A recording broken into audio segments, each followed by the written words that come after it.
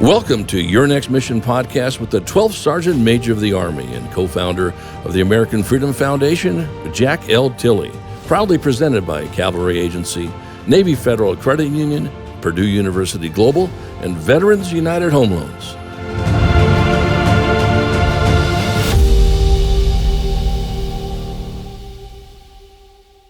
Good day out there, veterans and families, and welcome to Season 2 of Your Next Mission podcast, a program initiative of the American Freedom Foundation. I'm Jack L. Tilley, 12th Sergeant Major in the Army, and your host, and we have a great show for you today. In fact, we have a wonderful show for you today. We're going to talk about some stuff that's going to educate each one of you about your disability, and I'm excited to get started with that. But before we get started, if you're watching this on YouTube, please like us and hit that subscribe button. For the next 20 subscribers, I'm going to give you something special. It's a Your Next Mission t-shirt. But you got to do one thing. You got to leave a comment below down there and let us know where to send that t-shirt. We're going to focus today on veterans benefits. And I'm excited to get into the discussion. But now before we get started, I want to thank our presenting sponsors, Cavalry Agency, Navy Federal Credit Union, Purdue University Global, and Veterans United Home Loans for making Your Next Mission happen. They love our veterans and families. And if you haven't heard me before, we love them too. There's no question about that. As I mentioned, today's theme is about veterans benefits. And I'm really so excited. I mean, this young lady that we're going to bring on here is motivated. She's dedicated to help veterans and families out. And certainly she's a good friend. And so let me introduce to you a friend of mine, Kimberly Wendel, Military Service Coordinator at the Department of Veterans Affairs and a former career counselor for the Secretary of the Army. I'm not sure if I've ever met anyone who is more passionate and of taking care of soldiers than Kimberly does. And so welcome, Kimberly. So good to have you on the show. Thank you, Sergeant Major. I appreciate that. And thank you for the invitation. It's an honor and a privilege to actually be able to come and actually give some information to our veterans and our service members that are getting ready to transition off active duty to help them walk through the path as they need to when they're doing their transition. Oh, absolutely. I mean, there's so many people that are just frustrated about that process and really don't understand the process. Hey, Kimberly, I know everybody wants to hear about what you have to say, and I know I do. But before we do that, can you tell the audience just a little bit about yourself? Yes, Sergeant Major. I'm a retired Master Sergeant, like Sergeant Major had said. I spent about 22 years in the Army. My last 12 were as a career counselor, and I was the career counselor of the year for the Army back in 2004. So I got to be the privilege of doing that. And then I've been with the VA now almost 10 years, doing claims, taking care of veterans, as well as service members that transition out of the active component into the civilian sector. I actually, my main focus and my job is to take care of soldiers that are being medically boarded off of active duty due to an injury, illness, or condition. Yeah, that's one of the things, and we'll get into just a second. Not many people know about their benefits. Correct, and that's the big thing is education is power, and especially when it comes to the VA and the VA benefits and what all is available to our veterans once they do that transition process and become a civilian and are now a veteran. Yeah. Kimberly, the process of understanding the benefits of a military service members and family is certainly very difficult for all of our service members to understand. And it's really pretty extensive just to understand all the things that you're entitled to. To get into the discussion, how should a service member prepare to understand their benefits a little bit more before they ever get out of the service? Well, the first thing that they need to do is once they decide that they know they're going to elect to transition out of active duty, whether it be via retirement after 20 plus years of active federal service or just separate with the ETS.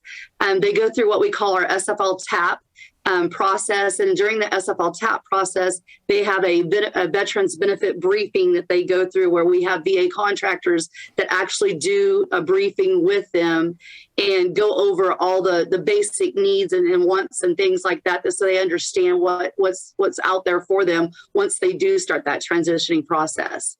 So normally about a 2-year out is what I would always recommend for anybody that's deciding whether or not they're going to separate or not. And also in retirement, That's when you could drop for your retirement papers on the active duty side. At that 2-year mark, you need to start making sure that anything that has happened to you while you've been in the military, i.e. an injury, an illness, or a condition, make sure that it's diagnosed properly and it's in your medical records and that you have documentation to verify that diagnosis. So that's that's where I would start at, is the 2-year mark out from your separation date. So that 2-year out, you can apply. I know once you apply for retirement, you can start that disability process, right? Right. 6 months from your separation date is when we can actually file for the claim itself and get you your exams that we call through QTC, which is the SHA transition exam that we do with our clients that are coming off active duty. So 6 months, 180 days from the separation date, not from your transition leave date, from your actual retirement date. 180 days prior to that, we can file the claim. Yeah, let me ask you a question. So if I want to start the process 2 years out, I could get my physical, I could do all that stuff, but I could not apply for disability until it's 6 months out. Is that right?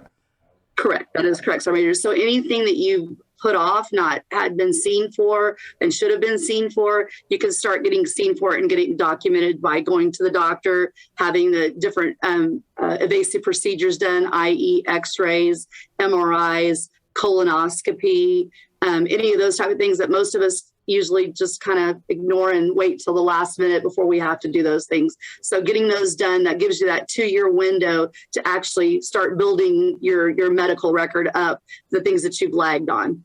Yeah. Well, let's take it just a little bit step farther. You know, when it relates to service disability and diagnosis and separation of physical and all that stuff, where do you go? Who do you talk to? First of all, obviously your PCM is your key. Going and seeing your PCM, having the condition diagnosed, i.e., like a back injury, making sure that you've had, the proper x-rays done. And if x-rays only shows the bone, you need to go into more in depth to get an MRI done that shows more of your muscle and ligaments and more extensive to where the arthritis is actually bothering you at. And then from there, if there's a nerve conduction test need to be done, then that can get scheduled as well. The PCM is your key right there, or your primary doctor is what I'm speaking of, Sergeant Major. Yeah. Could you? The other thing that's really confusing for people, I know this may not been one of the questions I was going to ask you, but it's really confusing when you get your disability claim, you get 10% for this and 10% for this and 10% for that. How does that work out? So how the process starts for what compensation purposes is they take whichever one is the highest first, and it starts. We all start with 100%, and then you get subtracted from that 100% down. There's a lot of things that come into play with that, like the bilateral factor. That gets if there's bilateral knees, bilateral ankles, bilateral shoulders. There's a 1.9% that gets added onto each one of those bilateral factors, depending upon if you have it the different body parts. So it's not your common sense math is what I'm trying to say. The compensation math is a little hard to explain. I have to do it on paper to show you, as opposed to actually, sitting down with it because it is a lot. It's very, very intricate on the parts of how you actually subtract it out. Yeah, there's always a lot of people are really confused about all that stuff, about you probably get a lot of complaints about, hey, this either doesn't seem fair or something's wrong. Right. Yeah. So, and there's not only on the installation, when you're getting ready to do that transition process, most installations that are active duty installations, they have what we call the military services coordinator, just like myself. They usually are co-located near the SFL tap for the most part, not always, but for the most part. And they're there to help you file the claim. You tell us what you want to claim, and we let you know that, yes, that's what we'll order exams for and stuff like that when we sit down and actually do the claim for you. So we actually go from head to toe over all your conditions, ask questions to you, and make sure that we don't miss anything when you do that initial claim. The important part for the individual service member or veteran is to make sure that it's documented while they've been on active duty. And that's the biggest feat right there, is if it's not been active duty, if it's not been documented through active duty medical personnel and not diagnosed. And that it's very, very hard for us to, one, service connected, and two, be able to give you compensation for it based upon the injury that you have. Yeah. Is there a time limit where you can't go? Say I was out of the service 40 years and then I went back to apply. It's in my record, so it's still okay for me? I can still get compensated for it? There is no time limit on when you can file for a claim. You can file for a claim clear up until the day you pass away. Oh, wow. So a veteran that is there, as long as they have the claim in place and it's already been submitted, then we can go in and see. We look at the medical records that we have on record and the medical records that the veteran may send in to us as well for documentation. And that's how we can determine on whether it can be service connected, related back to their active service, and then service connection. And if it meets the compensatory guideline, then they can be compensated for it at that point in time. Our Vietnam veterans are the biggest ones that we see that come in that have never filed a claim, but now are having what we have the presumptive conditions. Just a few to name are like diabetes or congestive heart failure. They served in Vietnam, boots on the ground, and that way we can presumptive that out of their service while they were in Vietnam. Yeah. The one thing before we talk about something. Kimberly, could you tell the audience, do you still do the electric slide? Yes, sir, Major. Hey, all right. Well, I know I get a chuckle out of that one there. We're talking with Miss Kimberly Wendel, Military Service Coordinator at the VA. And if you're listening to your Next Mission podcast with me, your host, Jack L. Tilley, 12th Sergeant Major of the Army. And don't forget, if you're enjoying this discussion, please like us and click on that subscribe button below. Kimberly, continue on the discussion. Let's talk about benefits due our veterans, especially those that have been out of the service for a while. What's the most important consideration for veterans must know about he or she when they apply for that disability? Is there something they should know? Like I said before, if you're out 20 years, is there something they should know about applying for those benefits? How should they go about it, I guess? There is no time limit, Sergeant Major, on when you file a claim based upon, when they got out of service. So they can file a claim clear up until the day they pass away. So, any time that they feel that they deserve to be, being taken care of, then most definitely I would recommend that they, either go see a veteran service organization, i.e. the Disabled American Veterans, Veterans of Foreign Wars, American Legion. We have Wounded Warrior Project. There are many, many, many service organizations out there, and they have what we call veteran service officers. And what they do is they're there to help that veteran file their claim, make sure they have all the documentation that they need when they are filing the claim, and they do the claim process for them and get it sent in to us so we can get it rated. Yeah. Hey, can you tell me, when you separate from the service, you get either get 50%, either more or less. Is there an appeal process on that? I mean, if I got less than 50%, what do I get? If I get more than 50%, what do I get? And can I appeal whatever they give me, I guess? Yes. Not I guess, I want to know anyway. If you don't agree with the decision that they've made on your claim, you have an appeals process that you go through, and it will be in the letter that we send to you with your ratings on if you don't agree with anything and you have more documentation that you could submit and have it to be reconsidered or relooked at. And in case with the 50%, what you're speaking about are our service members that have the active federal service of 20 years plus, and they've decided to retire. If they get less than 50% overall from the VA, they can file for an additional compensation that the DoD provides for them, which is combat-related special monthly compensation, which is what we call CRSC. And that is based upon what may have been incurred in or training up to for combat. So that's only for 50% and less. Anything above 50%, we have what we call concurrent receipt. So what that means for a retiree is they get their full disability and they get their full retirement. They don't have to waiver their VA disability from their actual retirement pay. Below 50%, that 50% is subtracted from their retirement annuity, and that portion of it is not taxed from that, because disability is not a taxed income. It's an actual compensation pay.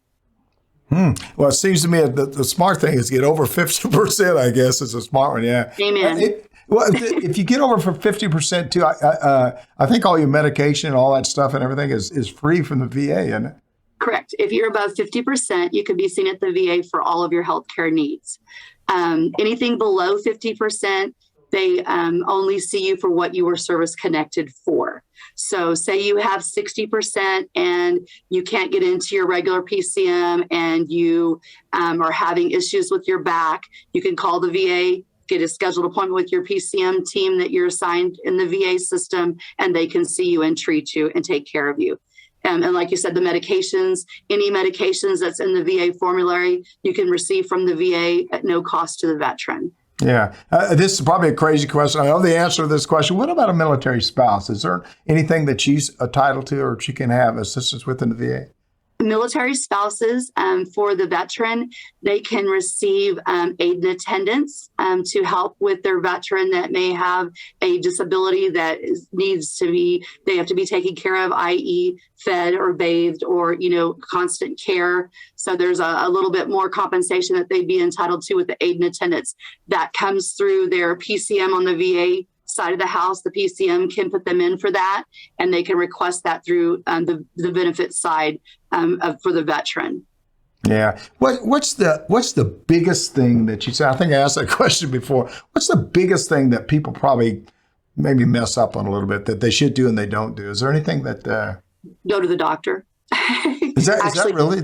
Yeah. Yeah. And, a lot of our veterans, they say, that they have, an injury or an illness or a condition that they think that was incurred while they were on active duty, but there's no documentation to verify or prove that it happened to them while they were in service, because they never went and was seen for it. That's where I'm sure people have heard of the buddy lay statements can come into play. That is used as documentation for us to verify that the injury had cured in while they were on active duty. Explain to me what that is now. Explain to me what the buddy lay statement. Yeah. That is a statement that another service member witnessed, an injury like a service member ran over with a water buffalo, run over his foot, broke his foot, never went to the doctor, but should have, never was seen for it by the medical personnel, but now is having issues with it years later down the road. He can go back to that individual with social media, obviously, and say, hey, would you mind writing me a buddy statement in reference to the injury that happened back at Fort Hood when we were out in the training exercise, remember when that water buffalo ran over my foot? And the buddy says, sure. And he writes a statement up. He can submit that with his claim to show that, yes, he was on active duty when that injury or illness or condition happened, and we can verify that and possibly service connect it with that buddy lay statement and not have any medical documents. Do you need more than one statement? I mean, if something like that happened, do you need just one or two or three?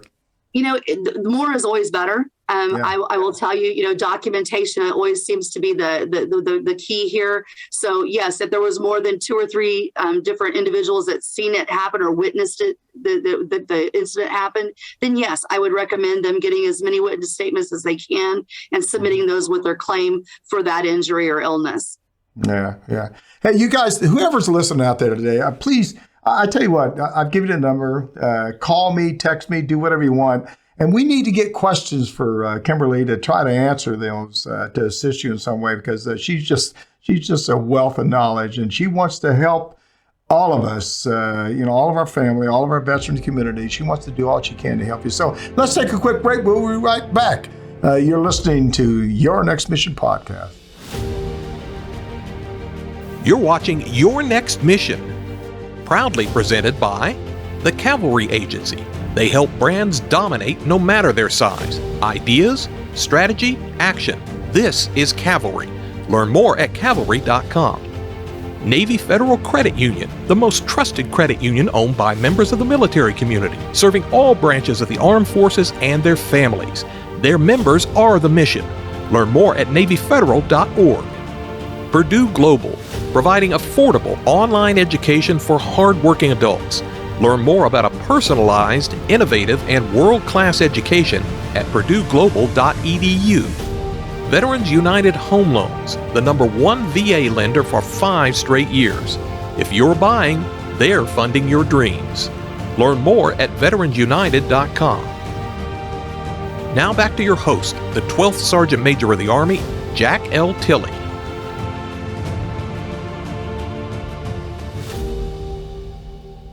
Welcome back. I'm the 12th Sergeant Major of the Army, Jack L. Tilley. We're blessed to be here today with Kimberly Wendel, Military Service Coordinator from the Department of Veterans Affairs. I almost missed that right there.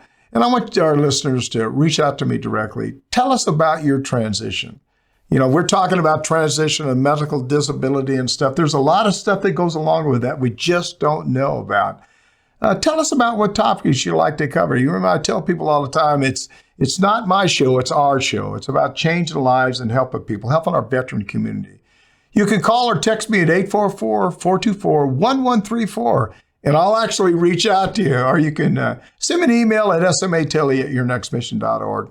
Okay, let's pick it up where we left off. Kimberly, we're heading into our final segment with you today, and I hope you've enjoyed it as much as I have. And I just have a couple more questions. The first thing I'm going to ask you, we're going to go back to that question we was talking about, the 50-50. And you just told me something I thought was very interesting. I never thought about it. Each state has, different things that they can give it based on states. I guess that was the question, right? Oh, that was what you were just telling me, right? Yeah.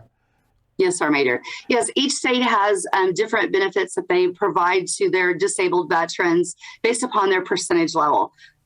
Most of the states, I think, start at 50% is the baseline for them to give out different incentives for them to stay in that state and be retiree or stay a veteran in that state. I live in the state of Oklahoma, and I have to say and toot our own horn that Oklahoma is probably the best veterans friendly and retiree friendly state for our veterans and service members that decide to retire and stay in Oklahoma. 50% or higher. You can register 2 vehicles for $6.50 at the DMV.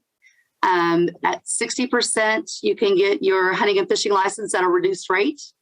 And then obviously at the 100% level, we have the state benefits of sales tax exemption, property tax exemption, and excise tax exemption, as well as there are educational benefits for our service members' dependent children.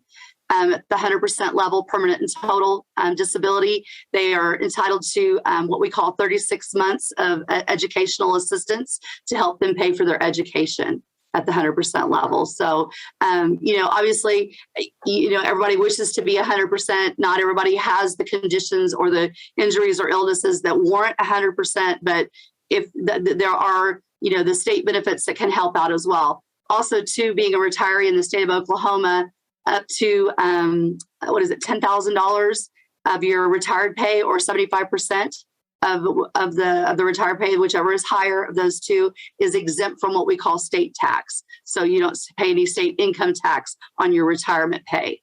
So that's a nice incentive for retirees to look at when you're deciding on where strategically you want to locate once you retire from the Army. Yeah. And not just the Army, but all services. Kimberly, all services, being the Army. Yeah, well, being Army, you got to talk about it. Yeah, I got you. Hey, look here. So I'm getting out of the service, and I'm going to move to Oklahoma. So where do I find all that information you're telling me about? I mean, where do I check and find out, get smart about this stuff? Va.gov is a wealth of knowledge. There's a lot of different things that you can go through and see what's available to you throughout the VA, whether it's because the VA is broken down into 3 different entities. There's the benefits side, which is where I work, the VBA. Then we have the VHA, which is our healthcare side, which is ones that take care of us for healthcare needs. And then we have the National Cemetery Association, which is where we, our veterans are laid to rest when that time comes. So there's 3 legs of the VA that actually is there. So the state benefits, if you go into va.gov, you can pull up the state benefits by what state you're looking at to reside in and see what they offer their actual individual veterans and the different levels of percentage for disability. Yeah. Wow. That's That's a lot of great information right there. And so again, so you guys are listening out there, make sure that, could you say that website again where they can go and find out where the benefits entitlement? I don't know if I've ever talked to anybody who sort of puts that information out. The website where I can go and get assistance, find what's available for my state to help me with my benefits and entitlements. It's called Va.gov, just very simple, Va.gov. And then in there, you can pull up when you go into the search menu, just hit state benefits based upon what state that you live in. And then it pulls up the map. You can click on the state and it'll tell you exactly what's available for your veteran benefits. That's good stuff. You can also find your healthcare facilities there. Like I said, the Va.gov is a great tool for veterans to have in their hip pocket just when anything comes to the VA. Or you can also, even if you're looking for a home buy a home, is that the same website if you're going to buy a home or get assistance? Yep. Yeah, okay. Get your home phone. Yeah. Last question we go to something else, because you keep talking and keep thinking about stuff. We always hear a lot of stuff that says the VA isn't helping people and it's really a pain in the whatever. I went to the VA, and I've been going to the VA probably for the last 2 or 3 years. When I initially got out of the service, I did not go to the VA. Is that a myth, or is the VA doing a good job? Or from your opinion, I'm sure in Oklahoma they're doing a great job. But from your opinion, do you think the VA does a pretty good job? I think overall we've come a long ways in the VA system, both healthcare wise and benefit wise. We do have a backlog right now because we've opened up another extension on some presumptives with our Vietnam veterans. So some of the claims are taking a little bit longer because it's a little bit more intense when it comes to the rating process for that. But the healthcare side, I retired in 2007, and I've been a VA on the VA healthcare side since 2008 is when I started, actually, when I registered and got into the healthcare system. So I have a PCM team on my VA side, and I have a PCM with my TRICARE. And I use them both, and whichever one that can get me in the quickest on whatever the need is at that time is who I use. So I encourage anyone that is receiving disability, if you've not registered with VA Healthcare, to go ahead and get that done. And all you have to do is go to the actual closest VA clinic or the VA hospital, the VA medical centers that we have throughout the United States, to get registered in the healthcare system. And then they'll assign you to what they call a PCM team, which is your primary care team. And then they'll get you initial intake exam for you to go through. And that's when I recommend taking all of your medications that you take with you to that initial appointment and seeing what's in the VA formulary. And then that if you were paying a copay, say with TRICARE for that medication, and the VA can provide it for you for free, why not switch it and use the VA for that purpose there? Yeah. I think the other thing, you always hit a lot of good points. Make sure you register. Because I think there's a lot of people that just don't register with the VA. Is that correct? Yes, and that is a lot of it. You can also do the registration online. You can find your VA healthcare facility online in the Va.gov as well. So you'll know which one's closest to you. And normally when you put in your zip code, it will pull up about a 50-mile radius unless you extend it out past that. And so and I'm the type of person, when I tell my veterans, especially my elderly veterans, try and get as close as possible to your home that you can with the VA. And if the VA doesn't have anything available, we also have what we call the choice health or choice VA, which they can send you downtown into the civilian sector and pay for it based upon your service connection disability. Yeah, well, that's good stuff. It's getting connected to the VA. I think it's extremely smart to do it, but make sure you do it. Register on the VA. Let's talk about survivor. Yeah, it is important. Let's talk about survivor benefits. So many times military families are lost and just don't know what to do when a veteran passes away. Can you talk a little bit about survivor benefits? Yes, I guess the B and death indemnity compensation. I don't think people know much of that. Yeah, the survivor benefits is for our veterans that are retirees from the military services. At their retirement, they have an election. The spouse is the one that makes the election on whether or not they're going to take it. And they pay basically an annuity for 30 years for it to have the survivor benefits. What the survivor benefits is there if the veteran passes the spouse would be entitled to a percentage. I think it's 55% is the baseline for it, that of their retirement annuity that the veteran was receiving. So that individual spouse could receive that as a benefit if their service member passes before them. Then on the VA side, we have what we call death and indemnity compensation, which is the DIC claim. A DIC claim is for our disabled veterans that if they pass away from a service-connected disability, that their spouse could possibly be entitled to the DIC pension or annuity that we have.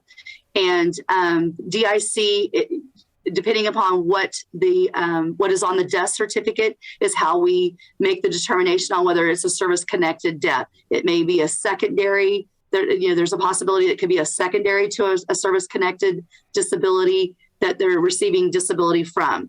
Or if they are 100% permanent in total, then it doesn't. The death what the cause of death is not a factor. They can be entitled to DIC, and they would come to the casualty assistance office on the installation that they may be near, and the casualty assistance office does the funeral arrangements for them at the National Cemetery, and then also brings them over to our office in the VA, and we do the DIC claim for the widow at that time.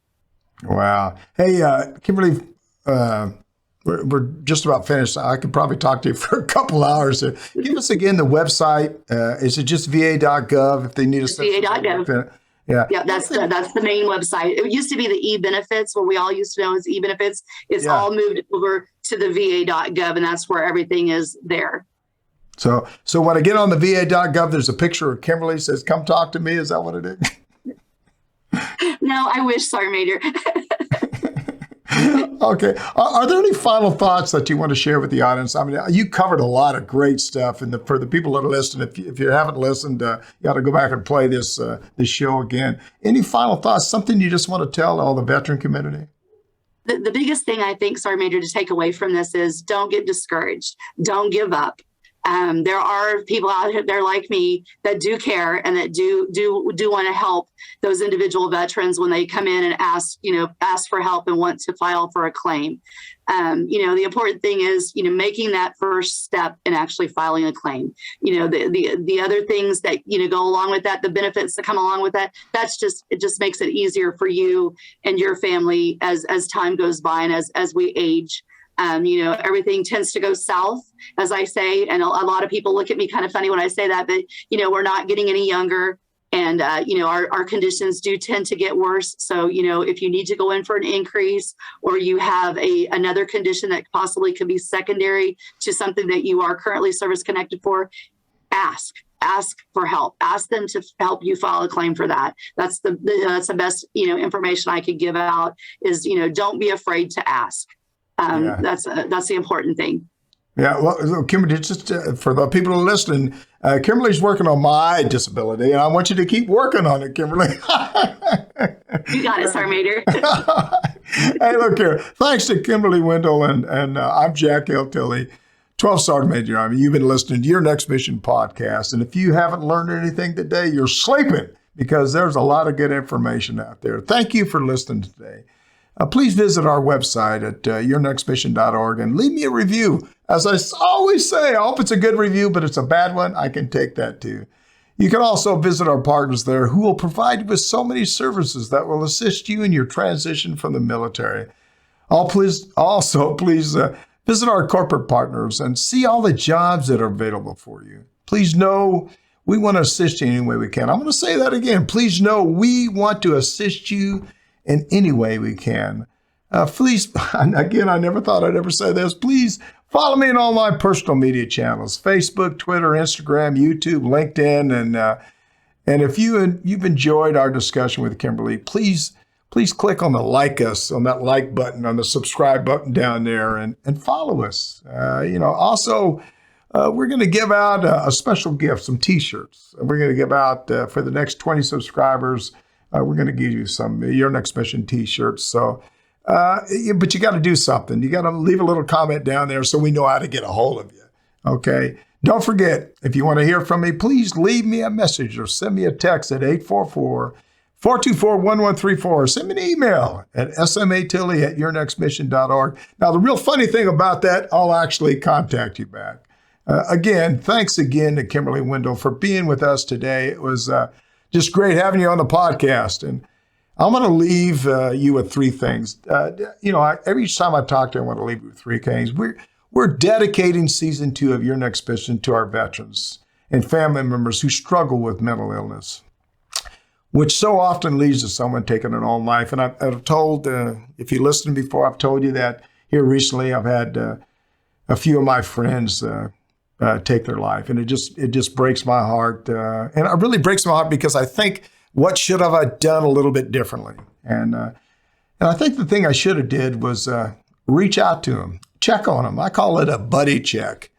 See if they're okay. It means a lot. Sometimes life's going good for you, but it's maybe not going good for everybody. So be a part of their life. We're all part of one family. No matter if you served in the Army, Navy, Marine Corps, Coast Guard, or Space Force, or whatever, we're all veterans, and we all need to help each other.